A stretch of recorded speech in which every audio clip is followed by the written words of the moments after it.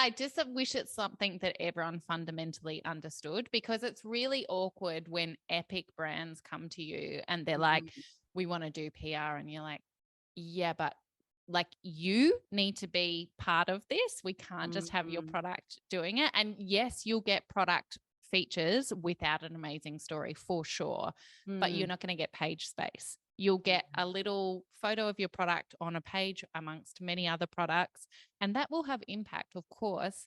But if you want to have really big impact, you have to have a story to talk about, and you have to be willing to talk about it too, because that's also lots of founders don't want to show up and be the face. Yeah, it's a real challenge in the PR space, because I think that PR triggers everyone's insecurities, because it's like you have to say you're great, you have to show up and tell everyone you're great, you have to have like all of your tires pumped before you step into this domain. And I think for a lot of us, I don't know whether it's purely a gendered conversation, but I think the tall poppy syndrome, imposter syndrome, like literally every syndrome under the sun is running against female founders stepping up and just going, hey, I kind of know what I'm doing and I'm a bit of an expert over here. Come and look at what I'm doing. Oh my God, can we just like bottle that and inject it into every female founder on the planet? I'd like one of those tablets myself. Same. The ironic thing is that I spend all day, every day teaching businesses how to step forward and talk to the media and pitch their stories. And meanwhile, like my hands are shaking right now. I'm always terrified with, like, I am talking at an event at the start of May, and I'm always talking on social media about how terrified I get public speaking. And the coordinator of the event was like, hey, babe, are you sure you want to do this? And I was like, no, it's all good. I'll just be terrified.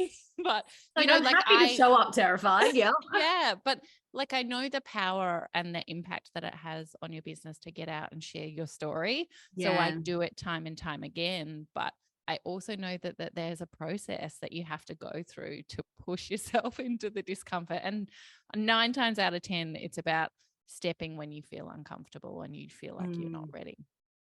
I love that. I mean, I'm exactly the same, right? Like this here doesn't faze me because I feel like it's just a conversation with, someone I admire. But the public speaking vibe, like I do so many like keynotes, panels, blah, blah, blah. And I love it, but I love it the moment I step off stage. I'm like leading into it. I want to fake my own death.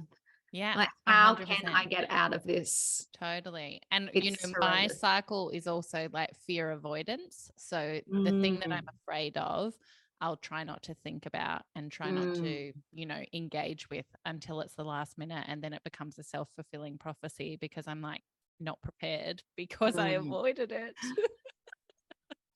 So try to break that cycle and just show up prepared and maybe shift gears a little. Yeah, and that's really interesting too, because the other PR person once said to me, like, A, so the story vibe, but B, like, know your notes, like figure out what your story is. And then there'll be a few headlines, have 3 things in your mind that is like the message that you always want to send. So if you're ever in the situation where someone's asking you questions, you're hammering in on your kind of key points. Absolutely. Yeah. That key message development is not just something that makes your podcast interview or TV interview memorable. It's also what supports that hectic nerves rush that comes in and clears your brain of everything that you possibly knew. When you've got some really well articulated, well memorized messages that you can fall back on, it's like muscle memory, and you can default to that when you're like deer in headlights and nothing's in your brain.